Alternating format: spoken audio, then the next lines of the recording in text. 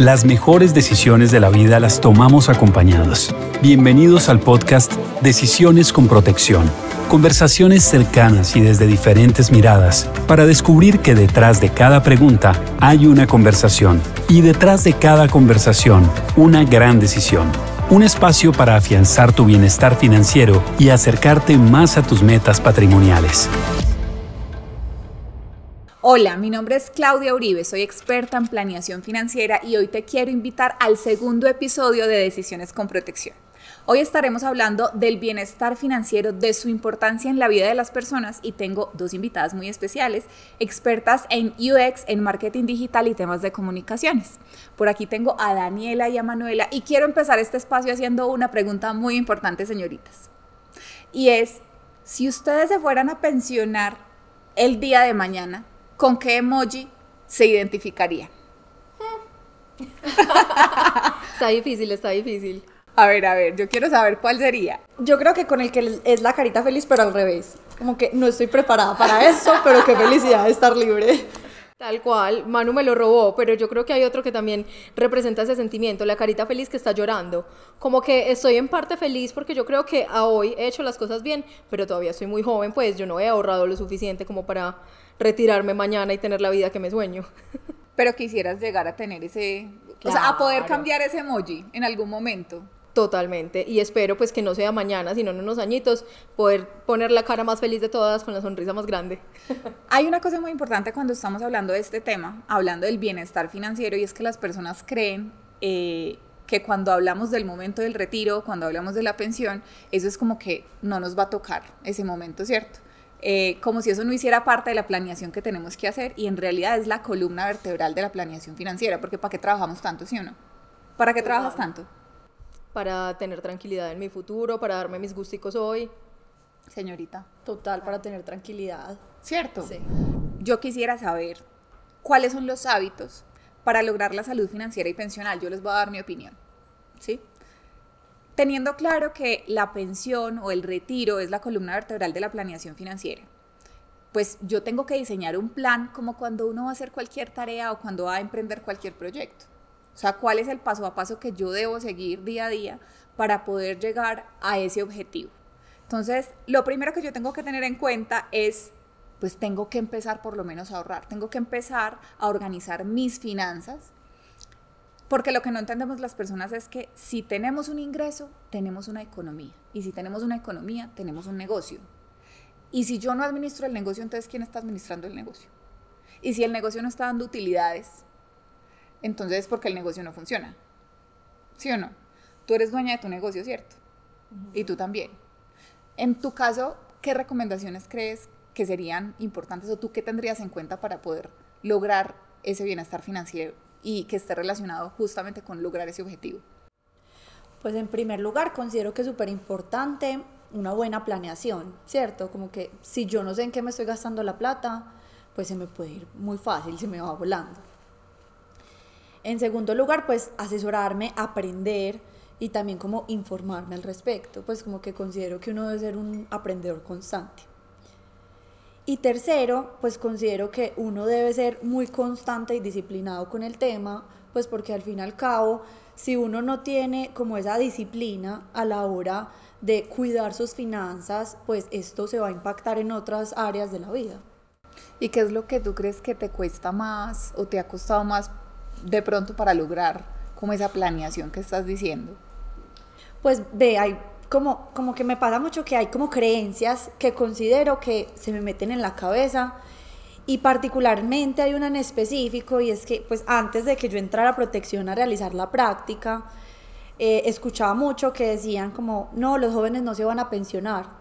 Pero cuando entré a protección, pues obviamente aprendí y pues ahora tengo todo un conocimiento, pero que esto no le pasa a muchas de las personas a mi alrededor. Entonces como que ahí como que te devuelvo la pregunta, Clau, y es como ¿qué le podemos decir a estas personas que dicen que nosotros los jóvenes no nos vamos a pensionar? A mí me parece muy importante tener presente que cuando estamos hablando del momento del retiro, la mayoría de colombianos o de personas en el mundo están pensando que esto es responsabilidad de la empresa para la que trabajan, del Estado o de un tercero. Y la realidad es que el futuro financiero de cada persona, pues es el resultado de lo que en su vida hizo. ¿Eso qué quiere decir? Que yo no debería estar esperando a que me diga el gobierno, es que está sucediendo esto en estos momentos en el país y estamos cambiando ciertas normas, y ahí es cuando yo me empiezo a preocupar. O ya tengo muchos años, estoy cercano a mi edad de pensión y en ese momento es que me empiezo a preocupar. No, o sea, yo tengo que empezar desde el momento cero, que es algo que no nos enseñan, a administrar bien mis finanzas y a tener un objetivo claro de largo plazo. Y ese objetivo claro es yo qué tengo que hacer para tener autonomía financiera. Y la autonomía financiera no puede estar relacionada solamente con la pensión obligatoria. Porque yo les digo una cosa, si eso no fuera obligatorio, mejor de hecho media humanidad estaría pero encartadísima, encartadísima, porque no tendría recursos suficientes para el momento de su retiro.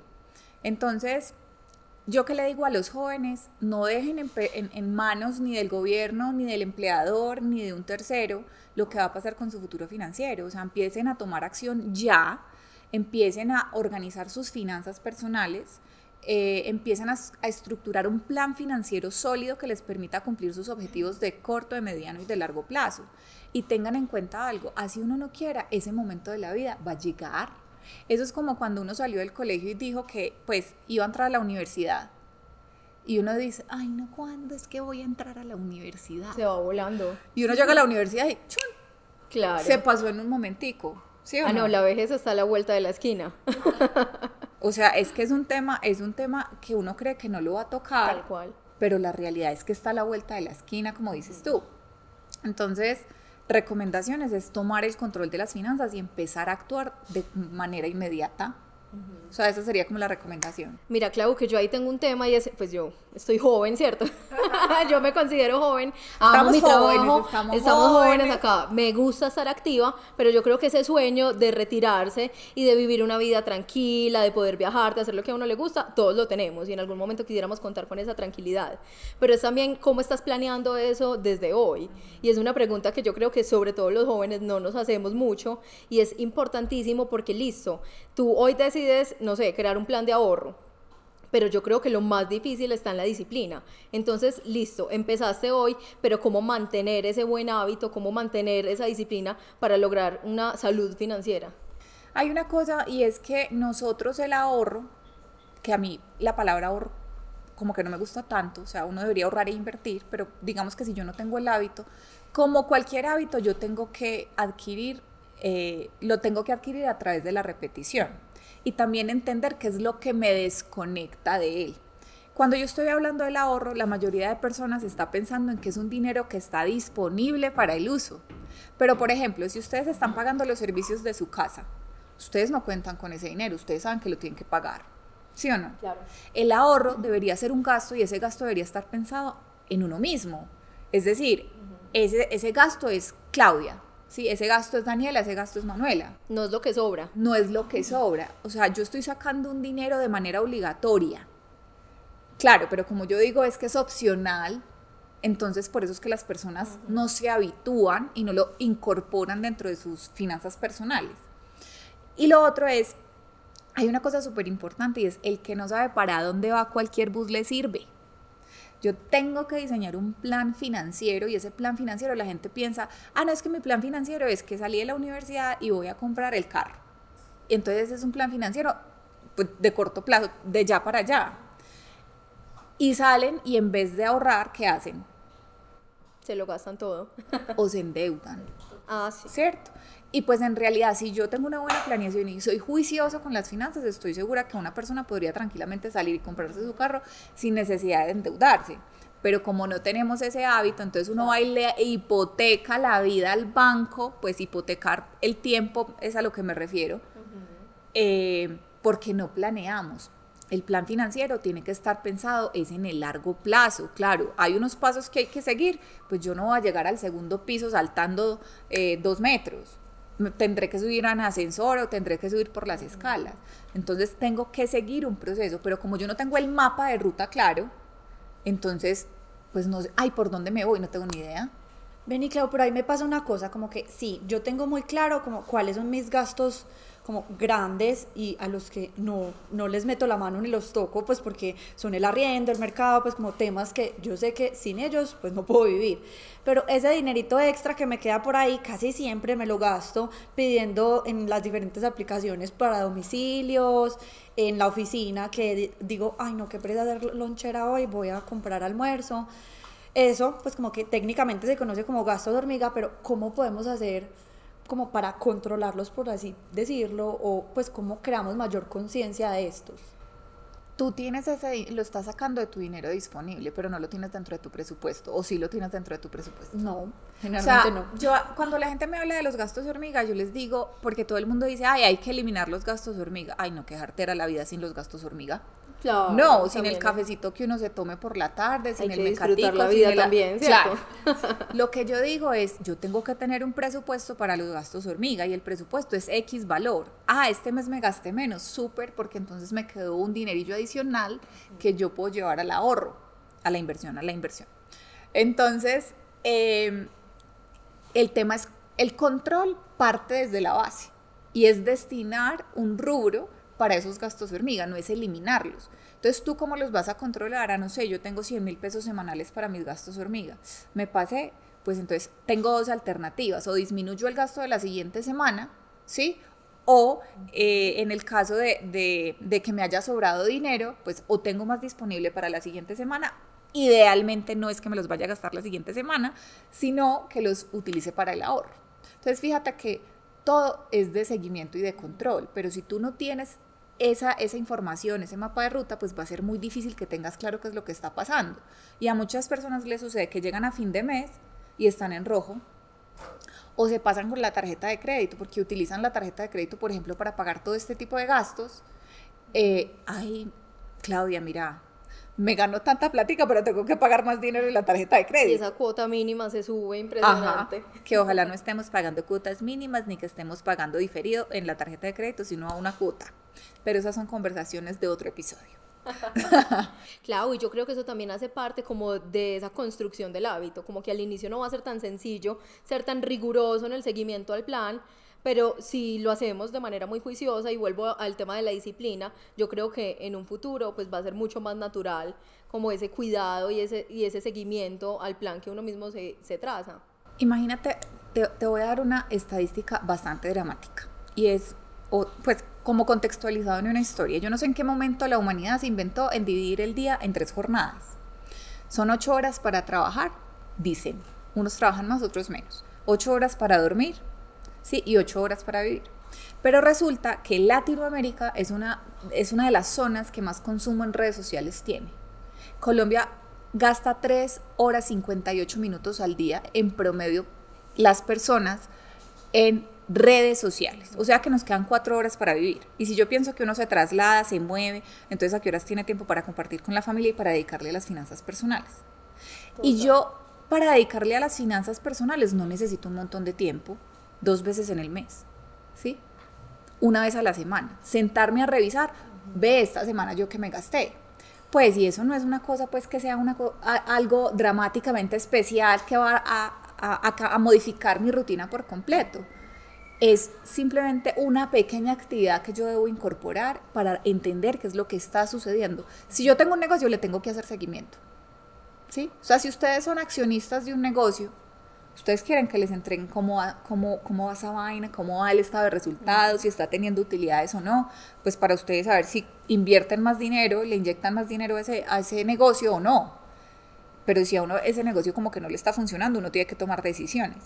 Claro. Y lo mismo pasa con las finanzas personales, es que somos un negocio, pero claro, la gente tiene esta sensación de que como son empleados, como que no funciona igual, y uno es una empresa, y como empresa tiene su estado de resultados y tiene su balance general, y uno tiene que aprender esos conceptos básicos en las finanzas personales. Esto no puede ser ajeno.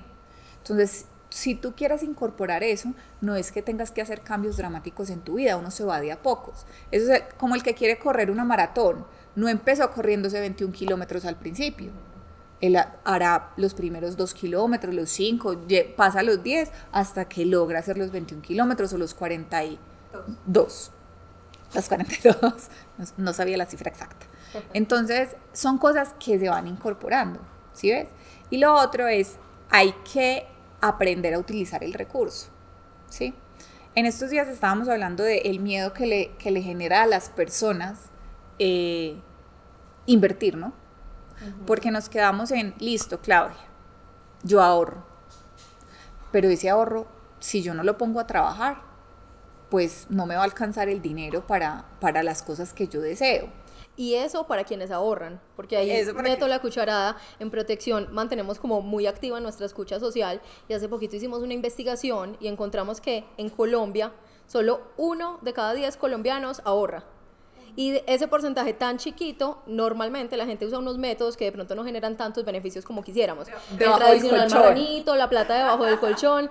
Entonces es también como empezamos a incluir el hábito del ahorro para llegar ya a un nivel más allá, que era lo que tú nos estabas diciendo de la inversión. Y también pues como esas personas que ya tomaron la decisión de ahorrar, cómo maximizan ese ahorro, cómo lo llevan a otro nivel, que empieza a hacer también, pues no dejarlo guardadito, quieto, sino que empiece a hacer un impulso para construir su futuro. Hay un concepto básico que yo tengo que entender en finanzas personales y en finanzas en general, y es que si yo solamente ahorro el dinero y no lo pongo a rentar algo que por lo menos me dé la inflación, yo estoy perdiendo poder adquisitivo, es decir, me estoy haciendo más pobre cada día. Es la realidad. Y hoy tenemos una inflación muy elevada. A que ella se pueda controlar en el futuro o que pueda incluso subir más, pues esas son cosas que no podemos controlar. Pero sí podemos controlar qué hacemos con el ahorro para que no nos afecte de manera tan drástica. Porque es que el huevo que comprábamos el año pasado en 500 pesos hoy vale casi 1.000, ¿sí? Entonces el punto es, si yo los 500 del año pasado no los pongo a producir para tener 1.000 y poder comprar ese mismo huevo con el dinero que tenía el año pasado, pues es tan sencillo como que, ¿qué tengo que hacer? Porque no me va a alcanzar para vivir. Entonces, aquí hay algo muy importante. Yo no solo puedo ahorrar, es guardar el dinero para un gasto futuro cierto o incierto. Eso es ahorrar. No es otra cosa diferente. Guardar dinero. Pero invertir es pensar en planeación financiera y en el futuro. Para eso existen muchos instrumentos financieros, pero aquí hago una aclaración. Depende el instrumento financiero que yo vaya a elegir de mis objetivos, de mi estilo de vida, de mi perfil de riesgo, y ese perfil de riesgo está asociado, por ejemplo, con mi inteligencia emocional. Y hay personas que carecen de inteligencia emocional, pero se ponen a invertir en activos que están expuestos a una alta volatilidad. Y adivina qué es lo primero que hacen. Se asustan. Se asustan. ¿Y qué hace uno cuando se asusta? Saca la plata. Saca la plata. Y toma decisiones apresuradas también. Y sale corriendo, ¿sí?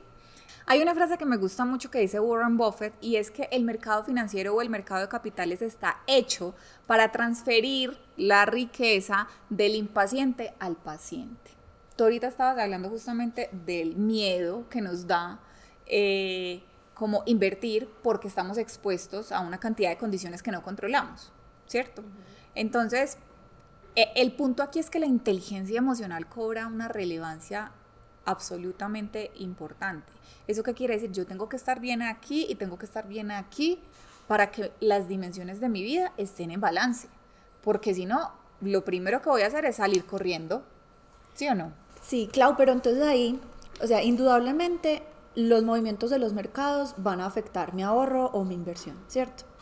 Y hay un término que se conoce como aversión a la pérdida, y es el impacto que tienen nuestras decisiones, como ese miedo a perder, que el disfrute de la ganancia, ¿cierto? Pero entonces, como que, ¿cómo podemos gestionar o qué herramientas podemos utilizar para como amortiguar ese miedo que uno tiene frente a la inversión? Hay una cosa muy importante, es que nosotros toda la vida vivimos con miedo. Toda la vida. ¿Por qué? Porque cuando uno va a hacer algo nuevo, ¿cuál es la primera sensación que tiene? Maripositas. Incertidumbre, yo no sé cómo me va a ir y qué va a pasar. Pero aún así nos arriesgamos a hacer muchas cosas. Pero uno sí arriesga también entendiendo cuáles son las capacidades que uno tiene para poder desarrollar esa tarea, esa actividad o eso nuevo. Es como, ahorita estábamos hablando de cuando uno sale del colegio y pasa a la universidad, esa emoción de, ay, voy a entrar a la universidad, es exactamente lo mismo. O sea, es algo nuevo. El punto es que, claro, si yo no conozco cuáles son esas competencias que yo tengo, porque uno dice, bueno, yo voy a ir a aprender. Pero entonces en este mundo de las inversiones, en este mundo del mercado de capitales, como que no estamos ahí en voy a ir a aprender, sino que hay muchas personas que se introducen en el mundo del mercado de capitales sin entender, por ejemplo, lo que hablábamos ahora, cuáles son mis objetivos, cuál es mi plan financiero, cuál es mi perfil de riesgo, cuál es el tiempo en el que yo debería invertir ese recurso. Entonces, para mitigar ese tipo de cosas, yo tengo que tener un plan financiero sólido, y un plan financiero sólido es que yo debería tener una cuenta destinada para cada uno de mis objetivos. Por ejemplo, eso es un plan financiero sólido. Y dependiendo del objetivo que yo tenga, pues voy a elegir los activos en los que voy a invertir. Otra cosa supremamente importante, miren, el perfil de riesgo, una persona que no conozca este sistema, no puede decir, es que yo soy arriesgado, es que yo soy agresivo, es que yo soy moderado, es que yo soy conservador. Todos somos arriesgados cuando no nos ha pasado nada, ¿cierto? Todos somos arriesgados cuando estamos ganando. Claro. Eso con las rentabilidades para allá arriba, yo me meto en eso.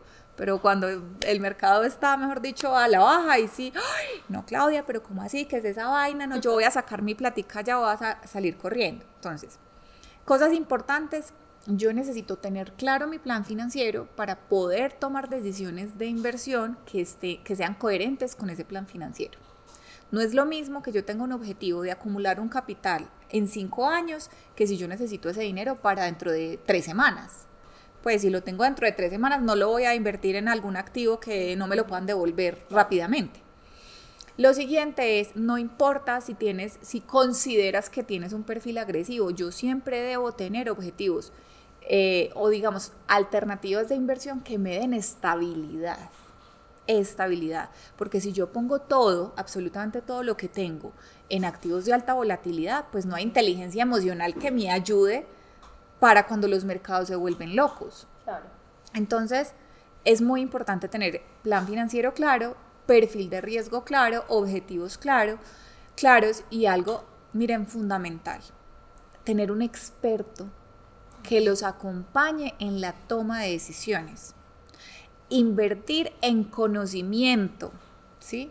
¿Por qué? Porque es que el que no sabe para dónde va, cualquier bus le sirve, pero el punto aquí es que si yo no tengo la posibilidad de tener información confiable que me permita tomar decisiones conscientes, pues normalmente lo que hace uno es meter la pata. Claro, y a eso yo le sumaría como la importancia de diversificar las inversiones. Es como que lo veo hoy, pero también a futuro. Por ejemplo, cuando nos pensionemos con nuestra pensión obligatoria, ¿tú confiarías todo tu bienestar del futuro solamente en esa pensión obligatoria? Jamás. Pues como que es tener todos los huevos en la misma canasta, como decimos coloquialmente. ¿Y qué pasa? Pues claro, muy bueno tener esa tranquilidad ahí, pero qué bueno fuera entonces tener otras opciones que me entreguen mayor bienestar, que me permitan hacer esos viajes que tanto sueño a los 80. Pues imagínate uno contar con que la pensión obligatoria te va a dar para los viajes, no. Ahí ya, claro. De entrada, morimos. Sí, perdiendo. Entonces hay una cosa supremamente importante y lo hablábamos ahora, si yo tengo un negocio, yo tengo que ser dueño de ese negocio y de administrarlo. El punto aquí es, yo no puedo dejar en las manos del gobierno, del empleador o de un tercero qué va a pasar con mi futuro financiero. Si bien la pensión obligatoria hace parte de con cuánto yo me pueda llegar a retirar, yo tengo que responsabilizarme de cómo va a ser ese futuro y lo debo construir desde ya, lo debo planear, sin dejar en manos del Estado, de la entidad que administra mis recursos, ni de absolutamente nadie qué va a pasar con ese monto. Yo debo empezar a planear eso desde ya. Si ustedes tienen un viaje a fin de año de vacaciones, lo planean 3 días antes. Uy, no. 15 días antes, no, uno empieza el año y dice, bueno, en vacaciones, ¿para dónde me voy a ir? Y entonces uno empieza a mentalizarse. O sea, lo primero que tengo, listo, esta es la idea, ¿cuál es el plan que tengo que seguir para lograr construir esas vacaciones que sueño tener este año? Y lo mismo sucede con el retiro. Tú no puedes, o sea, hay muchas alternativas en donde, claro, complementariamente, tiene que ser complementario. El que vaya a pensar que va a tener un buen estilo de vida con lo que va a recibir de pensión obligatoria, definitivamente está out. Y aquí hay una cosa importante y quiero invitar a las personas que de pronto no cotizan a pensión obligatoria, porque, ¿saben una cosa muy chistosa? Estamos hablando de este tema, pero solamente pensando en el momento del retiro. Pero resulta que esta es un servicio que las personas adquirimos que no solamente nos sirve para el momento del retiro, sino, ¿y qué pasa si yo tengo una invalidez? Total. Nadie está libre de un accidente. Ajá. O incluso mi familia. Claro. Si llego a faltar yo, ¿qué pasa con ellos? Exacto. O sea, y el punto es que hay muchas personas que están, por ejemplo, en la informalidad. ¿Sí? Hay muchas personas que son independientes y que no cotizan porque dicen es que como yo nunca me voy a pensionar y ni siquiera tienen un seguro de vida. Y entonces la pregunta aquí es, ¿cómo te estás preparando para enfrentar una contingencia como esas? Es que no es solamente pensar en el momento en que yo me haga más viejo, más vieja, sino qué pasa en el presente si alguna situación de estas pasa. Si ustedes no pagan un seguro de vida, pues por lo menos paguen la seguridad social, porque eso les da tranquilidad, no solamente a ustedes, les da tranquilidad a las familias. O sea, esa parte me parece supremamente importante. Y sabes que referenciarse creo yo que es muy importante, y en este momento cada vez más países se están uniendo como esa concepción del ahorro a sus sistemas pensionales, y si no estoy mal, el último fue China. ¿Tú qué piensas? Pues tal vez es el ahorro ese vehículo que puede impulsar como que logremos mejores pensiones, ¿o cómo lo ves?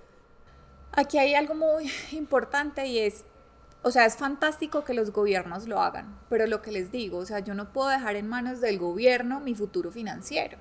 O sea, porque en estos días hablaba con un amigo que estuvo varios años por fuera del país y regresó hace poquito, y entonces estábamos revisando justamente su tema pensional. Y entonces él me decía, no, Clau, pero es que a mí no me va a alcanzar, yo quiero retirar ese dinero. Y yo le echaba las bendiciones. Y entonces yo le decía, pero ¿por qué vas a retirar ese dinero si en estos momentos para ti es un colchón? Y yo estoy segura que si tú lo pudieras sacar en estos momentos, pues lo que haces es que vas y te lo gastas. No sé si ustedes recuerdan cuando estuvimos en cuarentena, que si no estoy mal, en Chile le dieron la oportunidad a la gente de que sacara parte de su seguro, de su pensión, y lo que hizo fue que disparó el consumo de electrodomésticos en el país. Entonces, tristemente, como no tenemos la conciencia a largo plazo que ese es el colchón que nosotros estamos construyendo para nuestro futuro, pues si yo no controlo, si yo no tengo la conciencia con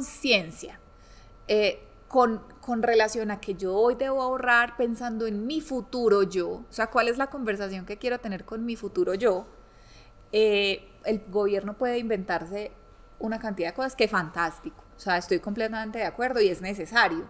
El punto es que si yo no me hago consciente de que yo debo cambiar mis hábitos y de que debo cambiar el chip, pues puedo tener las mejores decisiones del gobierno y aún así no voy a tener las mejores condiciones en el futuro para tener un buen retiro. Es como una complementariedad. Está el ingreso desde el gobierno, pero está también entonces el ahorro voluntario que yo hago y que potencio a través de inversiones. Es como un suma de muchos actores. Yo tengo sí o sí, o sea, que tomar las riendas de mi vida financiera, ¿sí? O sea, yo no le estoy dejando... por ejemplo, la gente dice, quiero comprar un carro, y uno le está diciendo al vecino, venga, elija el carro por mí, ¿sí? Elija el color, o cuánto es lo que yo voy a pagar. No, uno va y toma la decisión y dice, bueno, este es mi presupuesto, esto es lo que de flujo de caja que tengo, esto es lo que... Hay muchas personas que no hacen las matemáticas bien, y no les alcanza, claro, el flujo de caja para sostenerlo, pero el punto aquí es, yo me tengo que apersonar de esa vaina, yo no lo puedo dejar simplemente en que, es que mi empleador no sé qué. No, o sea, es como estamos siendo víctimas de las circunstancias en ese caso. Yo tengo es que tomar el control de lo que va a pasar con ese plan financiero que estoy construyendo. Por mí y por mi familia, ¿cierto? Porque también entra ahí como esa concepción del futuro muy amarrada a la familia, al hijo, al legado que quieres dejar. Conciencia financiera. Y no solo por la familia, es por el entorno que yo tengo. Porque es que finalmente pensemos en algo. Uno normalmente es muy parecido a las personas de las que se rodea. Y uno influye muchísimo en la vida de las personas con las que comparte. Yo influyo muchísimo en la vida de mis hijos. O sea, yo soy la escuela de planeación financiera de mis hijos. Bueno, yo no tengo mis hijos, yo tengo un hijo, pero o no hago la aclaración. Pero soy la escuela de planeación financiera de mi hijo. Entonces imagínense uno por allá derrochando plata sin controlar cómo manejo yo las finanzas y un día, no, mi amor, es que hoy no podemos almorzar de esta manera, sino que toca ahorrar plática porque no alcanza, porque no estoy haciendo una buena administración. Como yo soy el ejemplo, pues ¿qué hacen los hijos? Claro. Esos buenos o malos hábitos se heredan. Claro. Uno ve también como patrones de papás que de pronto hacen demasiado uso de las tarjetas de crédito, que derrochan demasiado, y pues cuando el hijo tiene un primer ingreso, por ejemplo, tiene como ese mismo... Se gasta toda la plática. Claro. Se gasta toda la plática. O por ejemplo que no le enseñamos a los niños, para quienes están próximos a ser padres, no le enseñamos a los niños el tema de tener paciencia, ¿sí? Porque les damos todo ya, ellos están pidiendo y ya les estamos entregando absolutamente todo. No les enseñamos a manejar la frustración, a que yo no puedo tener todo lo que quiero. No les enseñamos el valor de las cosas, es que ni siquiera es el valor del dinero, es el valor de las cosas. Entonces yo quiero algo y eso cuesta algo, ¿sí? Cuesta tiempo, claro, para uno como adulto cuesta dinero, pero para ellos debería costar tiempo, debería costar esfuerzo, debería costar algo. O sea, que entiendan que hay que hacer un intercambio. Es lo más básico, pero esas son cosas que no nos enseñan y que nos deberían enseñar, o sea, en educación financiera.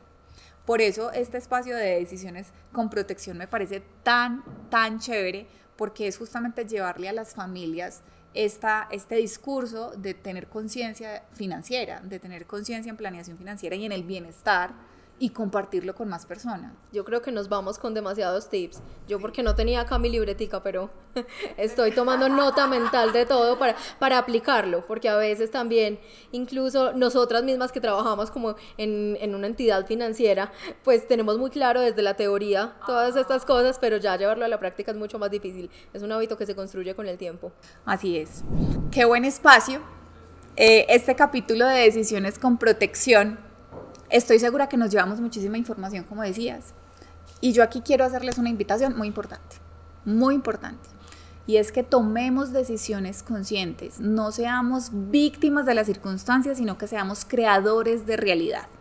Y la información es la que nos da la posibilidad de tomar decisiones conscientes y decisiones informadas. Así que háganse expertos en el arte de tomar buenas decisiones. Cada decisión empieza por una pregunta. En cada capítulo de Decisiones Protección, queremos afianzar tu bienestar financiero y acercarte a tus metas patrimoniales. Te esperamos en el próximo. El contenido de nuestros podcasts no constituye una recomendación profesional para tus decisiones en la construcción de bienestar financiero. Las opiniones de los invitados no comprometen o reflejan la posición de Protección S.A. frente a los temas tratados en cada episodio. Es importante que cada decisión que tomes parta de una asesoría personalizada por cualquiera de nuestros canales. Protección, tu futuro desde hoy.